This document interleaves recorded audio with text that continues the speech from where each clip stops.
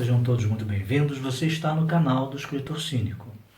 Eu sei que essa história que eu vou comentar com vocês já foi discutida muito aqui no YouTube, que já tem muitas pessoas, já tiveram muitas pessoas que fizeram vídeos e tem até série sobre ela.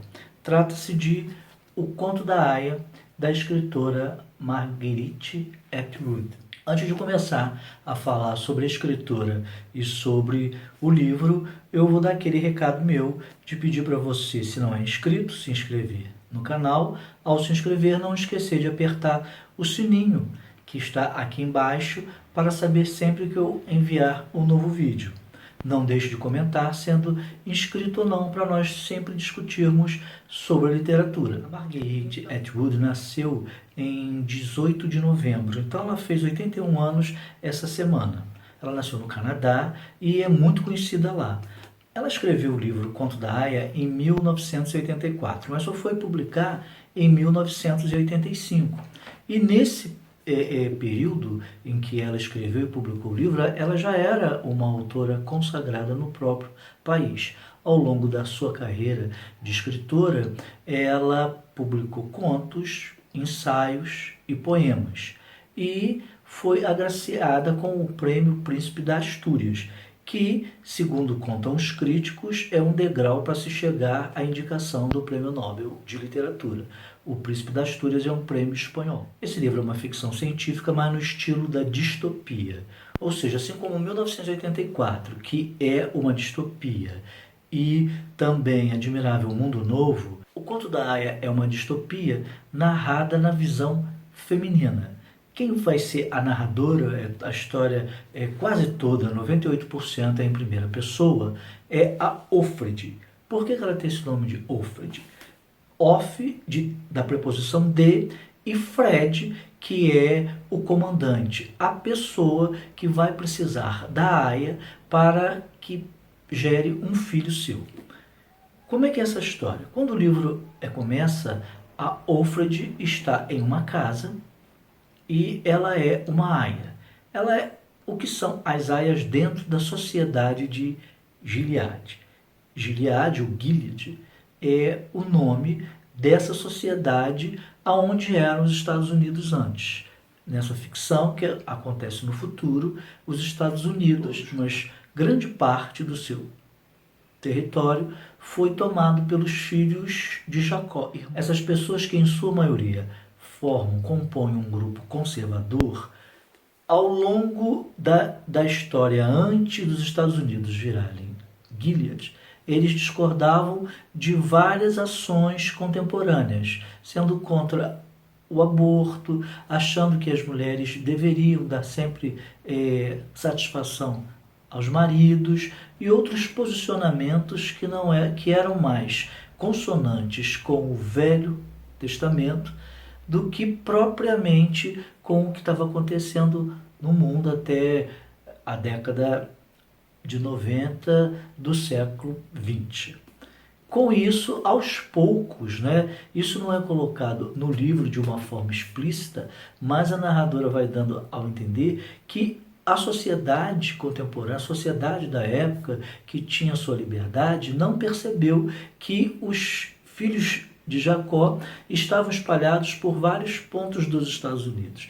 E aos poucos eles foram tomando conta do país, que foi se fragmentando economicamente, foi se fragmentando politicamente, até que eles assumem o poder de uma forma ditatorial.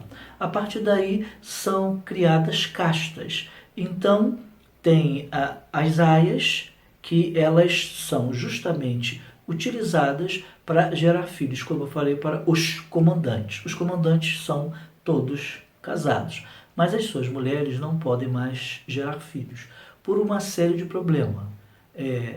Contaminação de produtos químicos, houve um evento que tornou várias mulheres estéreis. Então, para que a raça humana não pereça, as aias, que são mulheres saudáveis, ficam encarregadas de gerar filhos para os comandantes e perpetuar a raça humana. Mas elas não estão no topo da sociedade de Gilead. Pelo contrário, elas têm muitos dos seus direitos cassados. A Ofred vive em um quartinho, ela sai somente para fazer compras, é ela que fica encarregada de fazer compras. As mulheres não mais sabem ler e escrever, as que estão nascendo. As que já sabiam ler também são proibidas disso. Somente as tias que cuidam da biblioteca têm essa função de saber ler, somente elas podem. A Ofred vive somente para reproduzir, uma completa solidão. Obviamente ela não pode ter namorado, não tem direito à diversão, enfim, ela vive somente para isso. Dentro dessa sociedade existem as tias, que são aquelas responsáveis por instruir no centro vermelho as mulheres para serem aias. Existem também as martas, que são as empregadas, são elas que cuidam nas casas dos comandantes de toda a comida, de toda a roupa, ou seja, de todas as funções que antes cabiam às empregadas domésticas ou às próprias mulheres. As esposas continuam fazendo o seu papel dentro da classe alta da sociedade, ou seja, elas participam de chás, de cafés, etc., entre elas. E existem os homens que ou são comandantes ou são pessoas empregadas dos estados ou dos comandantes também. E existem também os olhos de Deus, que são pessoas justamente escolhidas para tomar conta de tudo o que acontece. Então é uma sociedade totalmente opressiva e vigiada por todas essas castas, e menos as aias. As aias, elas têm medo porque elas sabem que elas são vigiadas. Então a Ofred vai contando para a gente como é o seu dia a dia. E você vai sabendo a história dela, que antes de assumir a República de Gilead, ou Gilead, ela tinha um marido, ela tinha uma filha, ela tentou fugir e não obteve sucesso. E acabou tendo que se transformar em uma aia. Eu não vou contar mais, porque senão vocês vão saber toda a história. E não é esse o objetivo, eu dar spoiler. O que eu falei, eu acho que muita gente já comentou, e você que está me assistindo já deve saber, pelo menos por alto, algumas coisas que eu disse aqui. O que eu achei do livro? É um livro bom. Não resta dúvida de que é um livro muito bem escrito, e a cada capítulo a Ofred vai nos contando alguma coisa. Então você não para de ler, você quer sempre estar atento à leitura, porque cada vez que termina um capítulo é uma novidade que ela fala. Apesar da vida dela, do cotidiano dela ser super monótono, ela vai contando para a gente a sua história, desde antes de começar a República de Gilead, durante o processo que ela está vivendo ali no momento, e o que ela acha, mas é uma opinião somente dela como leitor. A gente só está tendo a visão dela. E mais uma outra coisa, até a página 280, a gente só sabe o mundo que ela vive, daquela casa, das Martas. Ela também tem uma outra aia com quem ela tem que ir fazer compra todos os dias. As aias não podem andar sozinhas, só andam em dupla. Então a gente só sabe desse universo.